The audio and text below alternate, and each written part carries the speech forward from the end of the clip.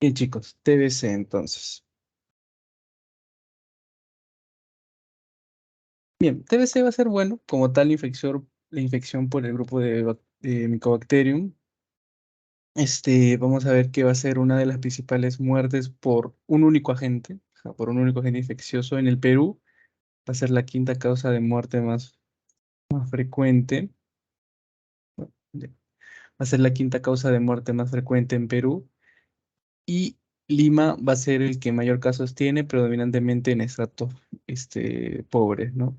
¿Cuál es la etiología de la tuberculosis? Principalmente se le atribuye al Mycobacterium tuberculosis, ¿no? Pero también existen otros tipos. No hay que olvidar, dentro de esos otros tipos, siempre es bueno recordar al Mycobacterium bovis, ¿no? Pero hablemos primero del Mycobacterium tuberculosis. Principalmente va a propagarse a través de gotitas de aerosol, ¿no? Esas gotitas, esas partículas que se emanan cuando uno habla, cuando uno respira, cuando uno tose. Esas partículas van a contener el virus, no, perdón, el virus, la bacteria de, bueno, los pacientes infectados, ¿no? Y este va a ser la forma de transmisión más común.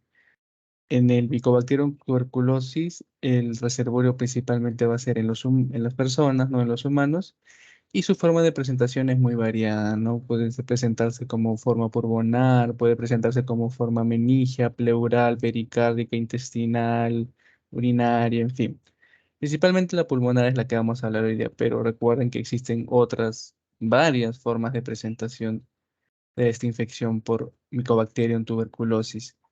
El Mycobacterium bovis también es parte del grupo de Mycobacterium, pero principalmente es a través de ingesta de productos lácteos o carnes de bovino no muy bien trabajadas, no infectadas por este. Por eso su reservorio predominantemente es el animal bovino. Y generalmente se le asocia a la tuberculosis gastrointestinal, no tanto en lo pulmonar como en el Mycobacterium tuberculosis. Como tal, el Mycobacterium tuberculosis también podemos hablar un poco de sus características. Es un bacilo ácido alcohol resistente, aeróbico, es aeróbico estricto. Para poder proliferar necesita mucho del oxígeno, por eso busca mucho los pulmones, especialmente los ápices. En cuanto a su tinción, vamos a ver que dentro de los métodos diagnósticos, en fin, vamos a ver que lo que se usa mucho es la tinción Sil-Nielsen, ¿ok? Donde vamos a ver que estos bacilos aparecen rosaditos, ¿no? Es muy característico. Mm.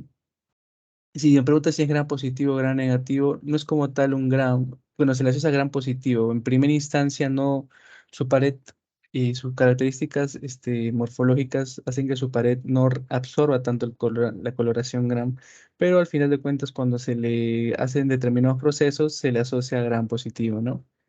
Y el método de cultivo que se asocia mucho a su crecimiento va a ser el Lowenstein-Jensen, ¿ok?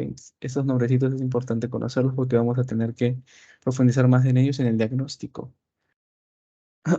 ¿Cuál es la fisiopatología de la tuberculosis? De una manera muy directa, la fisiopatología de la tuberculosis inicia ante la exposición como tal ante la bacteria. Pero hay que recalcar que esta exposición no es como tal vez como un VIH. O sea, uno no es que por una sola infección ya desarrolla como tal todo el proceso fisiopatológico, la replicación y demás, sino que requiere un contacto estrecho y continuo con la persona infectada. O sea, uno no se infecta con tuberculosis por estar expuesto una vez a la bacteria. A eso voy. Necesitas una interacción muy continua y cercana con esas personas infectadas. Obviamente se relata mayor a 8 horas por día. Entonces no es como que se transfiera así súper rápido la tuberculosis. Teniendo esto en cuenta, una vez esta infección, y también, claro, depende mucho de la persona que lo recibe, ¿no? Si la persona está inmunocomprometida, o, mal alimentada, malnutrida o con alguna otra inmunosupresión, indudablemente una exposición corta, pues genera desencadena un proceso mucho más rápido. Pero en la población normal, pues esto requiere un poco más de tiempo. Una vez expuesta a la persona, el promedio de tiempo en el cual La bacteria comienza su proceso de replicación, es más o menos como acá lo ven, de 14 a 21 días, de 3 semanas aproximadamente. Entonces, hablando ya en tal de la fisiopatología, una vez que la persona es expuesta al Mycobacterium tuberculosis, este ingresa, ¿no? Va a ingresar por las vías respiratorias, en fin, va a atravesar todo el tracto respiratorio, va un poco a solaparse de la mucosa respiratoria por su tamaño tan pequeño y va a comenzar a bajar hasta los pulmones. Una vez la bacteria comienza a interactuar en los pulmones, naturalmente la respuesta inmune innata va a hacer efecto, ¿no? Los macrófagos alveolares van a identificar a la bacteria como un agente extraño y van a proceder a hacer lo que harían como cualquier otro, que es fagocitarlo. Entonces, como podemos ver aquí, el macrófago fagocita al micobacterio y naturalmente lo que procedería sería, mediante los lisosomas, los fagolisosomas, proceder a la eliminación completa del microorganismo. Y ahí se acabó. Esto sucede, esto de acá debería ser lo que naturalmente debería pasar. Y en cuanto a todas las personas que se exponen, más o menos el 70% tiene ese desenlace, que simplemente el macrófago hace su trabajo y ya está. Y ahí acaba todo. Pero, ¿qué sucede cuando esto no pasa?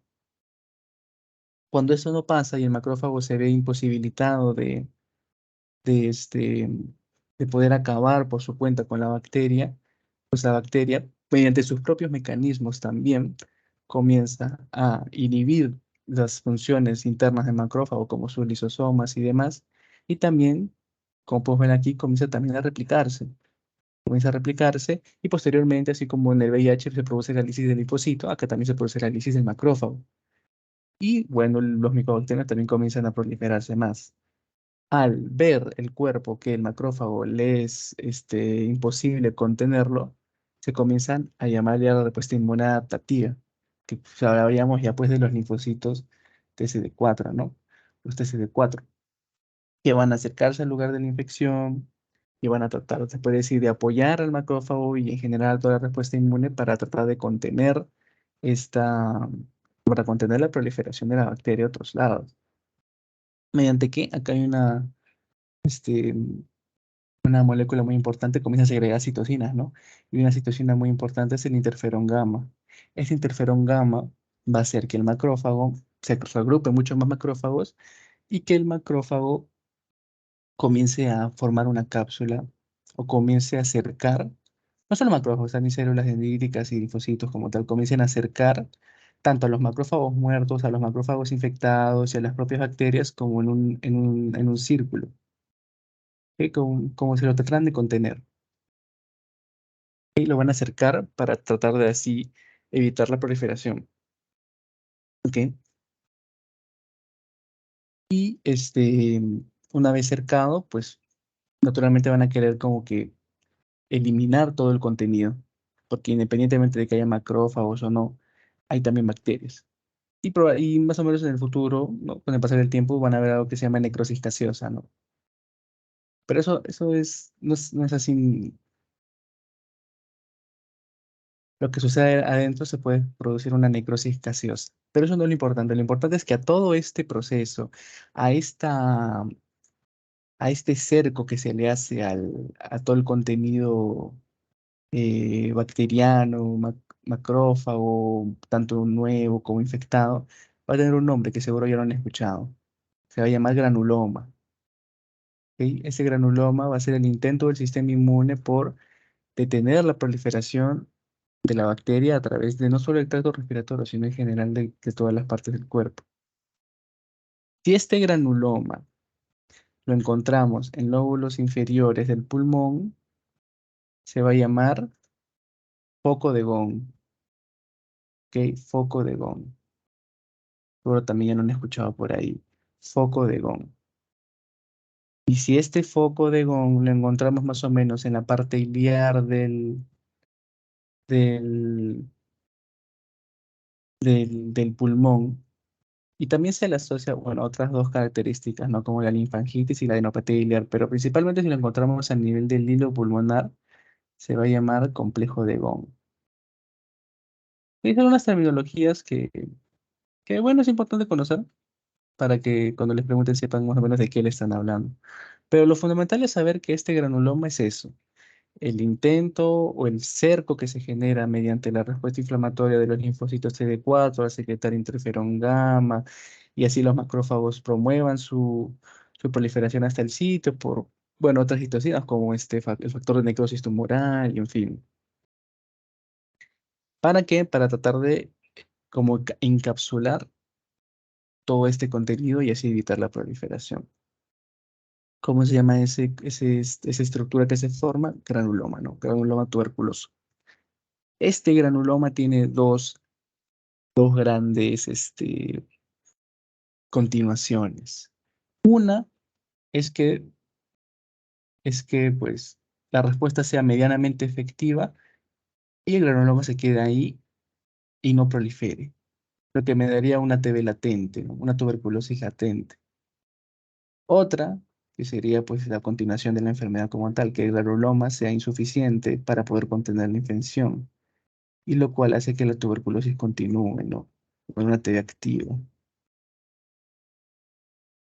Recordemos que esta TB viaja a diferentes partes por las diferentes formas circulatorias, como la linfática, y comienza a propagarse por diferentes partes del cuerpo.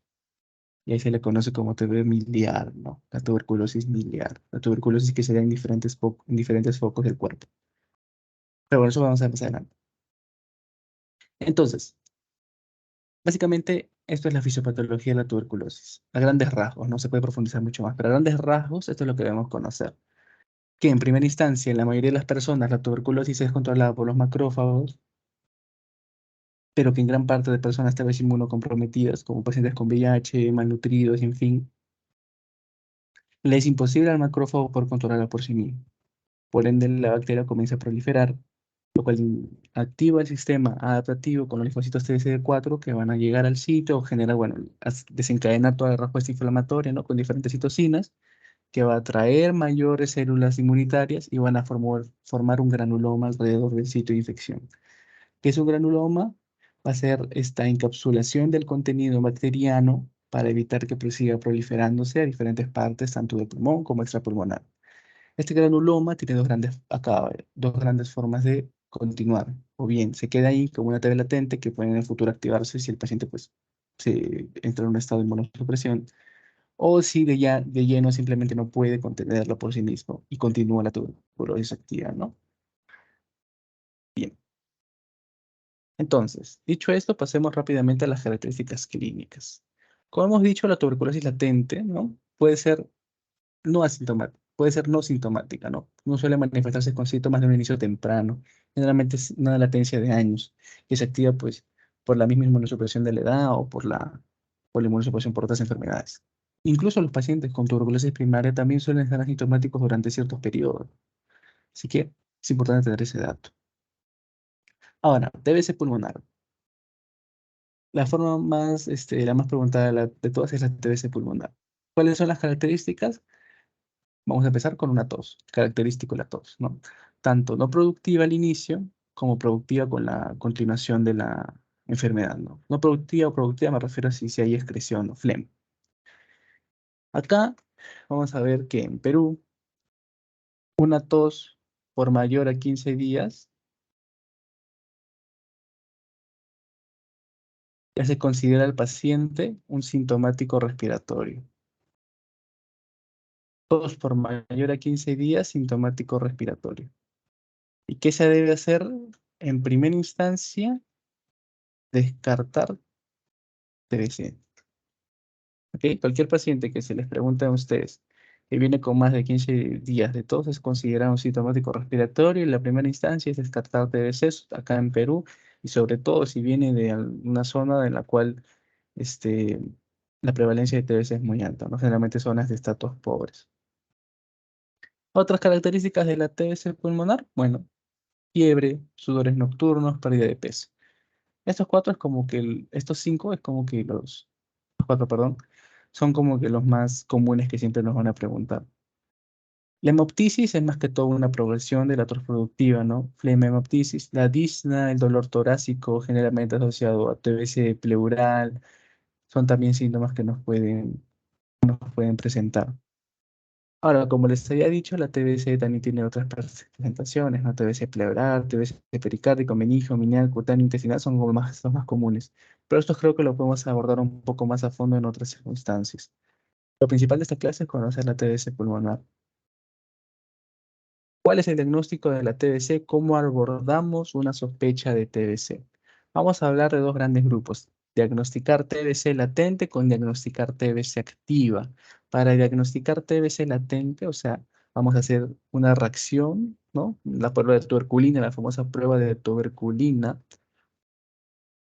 que va a ser básicamente darle al cuerpo una especie de indicio o como una inyección, no quiero decir de una inyección de tuberculosis, pero una inyección que se asemeja a una tuberculosis, si me dejo entender. Como que le inyectamos al cuerpo una solución que generalmente creo que se llama PPD, y PPD, este, es básicamente eso, como un cóctel de contenido proteico que asemeja a una tuberculosis. Entonces el cuerpo, como ya tiene una tuberculosis, dice, ah, esto de acá, yo lo conozco, esto de acá es malo, y por ende hace una reacción. Este tecnicismo generalmente se llama la reacción de Mantoux, ¿ok? En la que se inyecta el PPD. ¿Y cuál es la interpretación? Va a ser positiva cuando el diámetro de la reacción sea dentro de las 48 y 72 horas sea mayor a 5 milímetros. ¿Ok? Esa es la prueba para TBC latente de tuberculina. Ahora, ¿cómo detecto TBC activa? Bueno, acá hablamos de una gran variedad de pruebas. Pero si ustedes me preguntan o si les preguntan gol estándar para la TBC activa, es naturalmente hace ver que la bacteria se encuentra dentro del cuerpo. ¿Cómo vamos a saber que la bacteria se encuentra dentro del cuerpo? Mediante un cultivo, ¿ok? Mediante un cultivo. Ese es el gol estándar. Generalmente, como hemos visto anteriormente, es Lowenstein, Jenstein y medio de cultivo y tiene una alta sensibilidad. Recordemos, chicos, que en todo esto de prueba diagnóstica hay dos grandes medidas, ¿no? Sensibilidad y especificidad. Siendo la sensibilidad la capacidad de una prueba diagnóstica de diagnosticar al enfermo como enfermo. Ok, sé que es un poco confuso, pero entre más lo repito, se les queda. Sensibilidad, detectar al enfermo como enfermo. Y la especificidad, detectar al sano como sano. Ok, es una forma un poco, este, como que muy macro, ¿no? De describirlo, porque claro, vamos a hablar de falsos positivos, falsos negativos y todo eso. Pero a grandes rasgos, la sensibilidad es eso, que me detecte el enfermo como enfermo y la especificidad el sano como sano, ¿ok? Y no son excluyentes. O sea, no porque algo tenga una alta sensibilidad va a tener una alta especificidad, ¿ok? No es así. Porque una prueba me puede detectar al enfermo como enfermo, pero la negatividad de esa prueba no me detecta al sano como sano.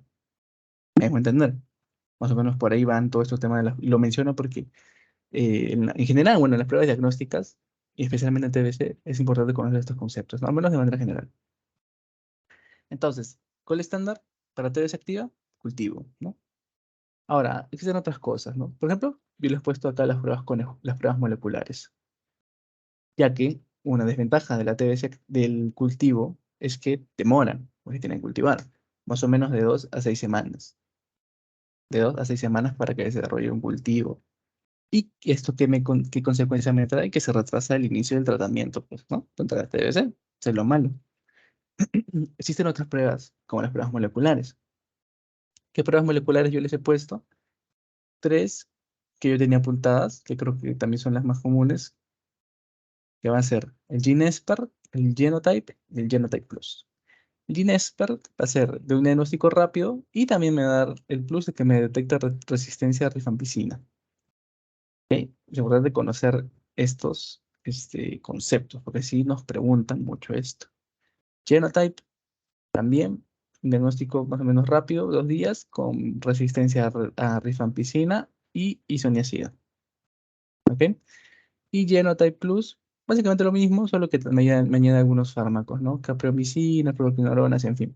Pero los principales, GeneXpert y Genotype. Ahora, estas dos pruebas yo que las considero como que las más importantes este, para saber, pero también existen otras pruebas que ayudan, ¿no?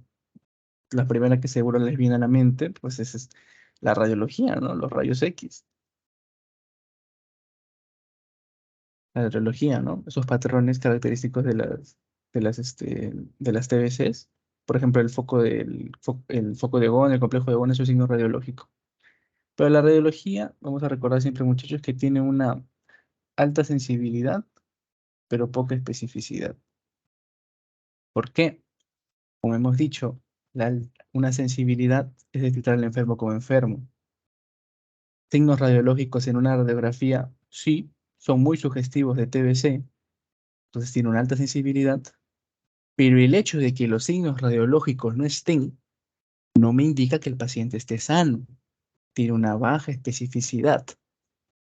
¿Ok? Importante. Otro gran método, ¿no? La vaciloscopía, ¿no? La vaciloscopía. Ah, eso no es un cultivo, que acá se tiñe la muestra. Se tiñe la muestra con, ¿se acuerdan? Con Sil Nielsen, lo habíamos visto al inicio, y y se ven pues los bacilos ahí, ¿no?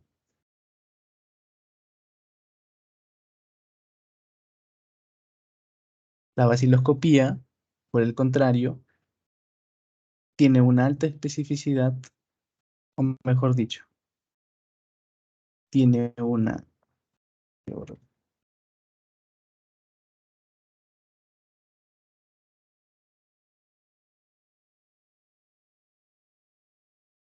tiene una baja sensibilidad, o mejor dicho, no baja, sino variable, dependiendo el tipo, dependiendo el tipo de TBC, pero sí tiene una alta especificidad, ¿no? Medianamente alta. ¿Lo que significa? Que al momento de teñir, si salen los bacilos, lo más probable es que el paciente, o mejor dicho, si no salen los bacilos, lo más probable es que el paciente no esté enfermo. ¿Ok? Y si salen, no es precisamente exacto que esté enfermo, porque no es solo tiene bacilos, no me dice qué tipo de bacilo es. ¿Me dejo entender? Entonces, esos son conceptos importantes. También algo importante es conocer las diferentes formas de TBC, ¿no? Hay unas, bueno, TBC, pues ahí vamos a encontrar. Lo principal es la TBC resistente, ¿no? También vamos a hablar de TBC monoresistente, poliresistente, pansensible, en fin. Pero TBC resistente es lo que más nos van a preguntar. ¿Y qué tipo de TBC resistentes hay? Las que seguro también han escuchado. TBC multitrobo resistente y TBC extremadamente resistente, ¿no? O extensamente resistente también algunos lo llaman. MDR, isoniazida y rifampicina, nada más. MDR, isoniazida y rifampicina. XDR, isoniazida, rifampicina, una fluoroquinolona y un inyectable de segunda línea, ¿no? Como micacina, canamicina, en fin. Entonces, MDR, isoniazida y rifampicina, XDR, lo mismo que el MDR, pero indudablemente le añades algo más, ¿no? Porque es extremadamente resistente. Fluoroquinolona y un inyectable de segunda línea. Listo, nada más. Tratamiento, muy importante. ¿Cuál es el tratamiento en primera línea de la TBC? El tratamiento, pues ustedes si hacen una revisión un poquito más larga del tema, van a ver que existen muchos casos, ¿no? Pacientes con VIH, con afectaciones, reumatológicas, embarazadas, en fin, muchos casos. Pero yo hoy día les voy a hablar del tratamiento de primera línea, ¿no? ¿Cuáles son los 4 fármacos que siempre tenemos que tener en cuenta? La técnica, o menos como yo me lo memoricé, es RIPE. Rifampicina, isoniazida, piracinamida y etambutol, ¿no? Como RIPE. RIPE. ¿Cómo es el esquema de primera línea? Si la TBC no es resistente, ¿no? O si es pansensible, mejor dicho, va a ser en 2 fases. La primera fase va a ser de 2 meses de rifampicina, isoniazida, piracidamina y etambutol. Van a ver que generalmente les van a poner así, RHSZE. Rifampicina, H de isoniazida, Z de piracinamida y E de tambutol. ¿Por qué? No sé, supongo que tendrá su trasfondo por ahí técnico, pero al menos así es como siempre lo van a poner, como ven aquí en este cuadro, ¿no? Les ponen así, no les ponen como tal la inicial del fármaco, sino una letra que sí es parte de la palabra, pero que no es la inicial, ¿no? Pero bueno, es como viene. Así que ya, risonacidia, ifampicina, piracinamida y etambutol. Y la segunda fase va a ser de 4 meses a diario, ¿no? Diario. Y la segunda fase va a ser de 4 meses de rifampicina y isoniazida 3 veces a la semana. Entonces, eso también lo van a ver de otra forma, ¿no? Lo van a ver así.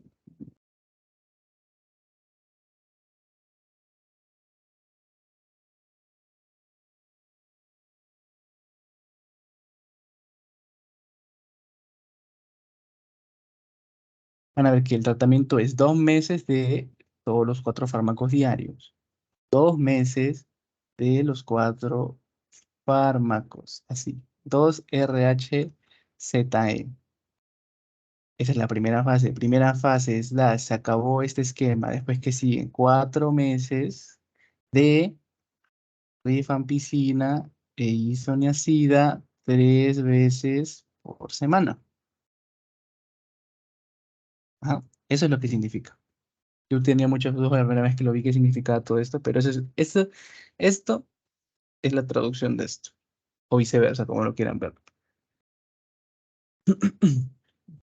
Ya, si la TV es resistente, pues bueno, también tienen sus esquemas, ¿no? Como los puedo ver acá. Estos son unos cuadros. Este es un cuadro que yo hice y este es un cuadro de un libro. Se los doy, más o menos. Básicamente es pasar. Es que hay fármacos de primera línea, de segunda línea y así, ¿no? Se pasan los fármacos de segunda línea, ¿no? Rifampicin, isoniazida, piracinamida, levofloxacino y así, ¿no? Léenlo, repásenlo, pero lo principal y lo que sí o sí tienen que saber es al menos la terapia de primera línea en una TBC no resistente, ¿no? Que es la que ya les he dicho. Después hay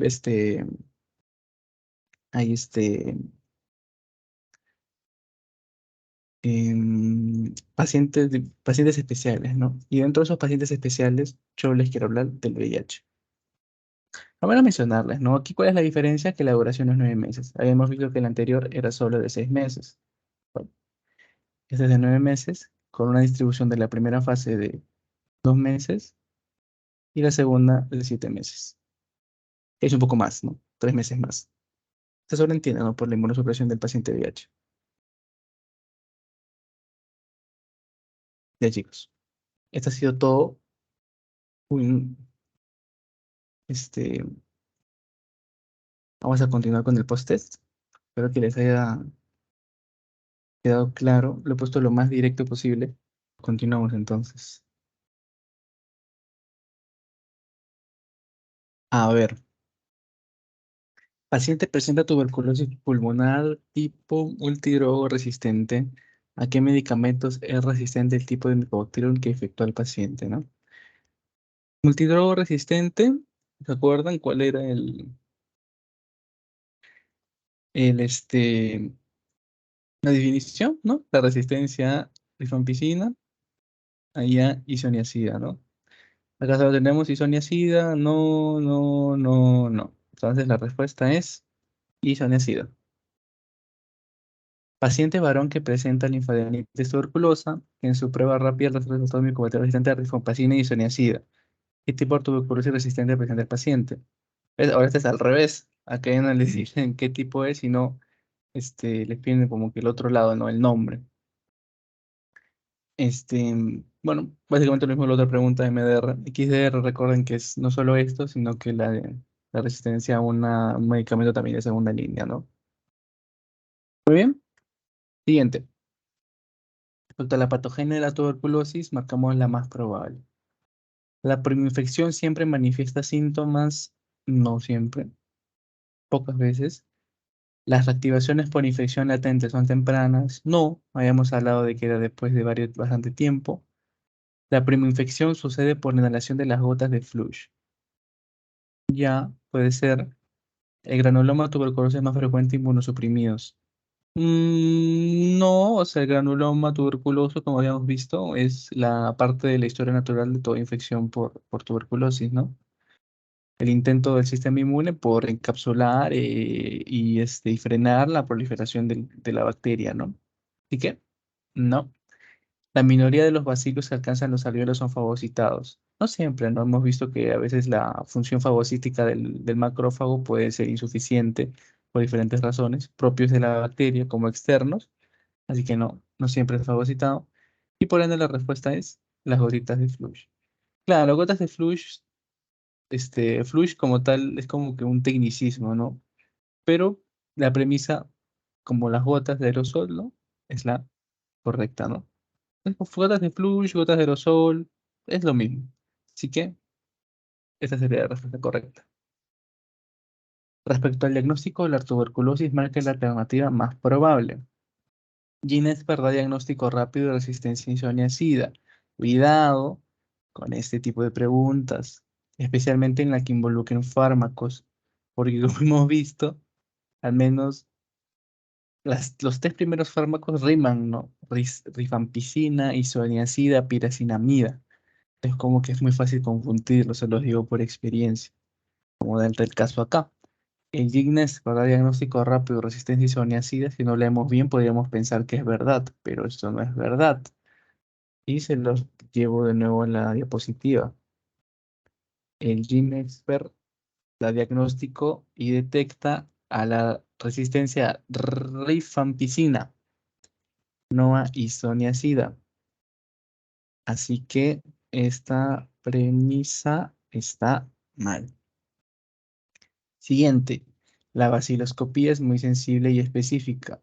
No, la vaciloscopía sí era específica, pero la sensibilidad es variable dependiendo del tipo de TBC que se está analizando. Siguiente, la radiografía es muy sensible, pero poco específica. Puede ser. PPD indica enfermedad activa. No, PPD recuerdan que les comenté que era, bueno, parte de la prueba de la tuberculina. Y la tuberculina que era latente, ¿no? Entonces, no. El medio de cultivo Lowstein-Jensen es una prueba rápida. No, como habíamos visto, el cultivo, para hacer un cultivo te toma entre 2 a 6 semanas. Así que no, no es tan rápido. Y sí, no, efectivamente la radiografía es más sensible pero poco específica, ¿no? La sensibilidad, la capacidad de una prueba diagnóstica para diagnosticar al enfermo como enfermo y la especificidad de detectar el sano como sano. La presencia de signos radiológicos de TBC es muy sugestivo de TBC, pero su ausencia precisamente no es indicativa de que esté sano. ¿Ok? Siguiente. Todos los casos nuevos de TBC en pacientes con VIH deben iniciar el tratamiento con esquema de 6, de 12, de 9, de 18 o de segunda línea. Acá es bueno, acá más que todo después, memoria, ¿no? No hay mucho que razonar. Recordemos que el tratamiento en no VIH era 6 y en VIH era 9. ¿Ok? Bien, chicos. Muchísimas gracias a todos por su atención. Espero que les haya servido mucho la clase. Yo le voy a subir la grabación lo más pronto posible para que ustedes puedan verla las veces a la velocidad que ustedes más gusten y cualquier consulta, créanme que estoy a su disposición para resolverla. Nos vemos la próxima semana. Eh, Estudien, revisen el Telegram, que siempre subo preguntitas. Los nuevos que entran a Infecto, ¿no? Que son ustedes. Revisen el Telegram, la parte de Infecto, que hay preguntas anteriores, que bueno, asumo que no las han resolvido, ¿no? Porque ustedes eran parte de Dermato. Así que los invito a ir a resolverlas. Este, y ya nos estaremos encontrando la próxima semana. La próxima semana creo que ya van a ver VIH, así que hablaremos de VIH, la segunda parte, que la primera recuerdan que la vimos al inicio del ciclo cuando todavía no sabían qué rotación iban a llevar, y que se la pueden ir viendo también. Y la siguiente semana probablemente estaremos chocando las infecciones relacionadas al VIH, ¿no? Bueno, chicos, un placer tenerlos hoy día. Que les vaya muy bien, una muy bonita noche y un bonito domingo y los mejores éxitos para esta semana que se viene. Un fuerte abrazo y ya nos estamos encontrando. Adiós.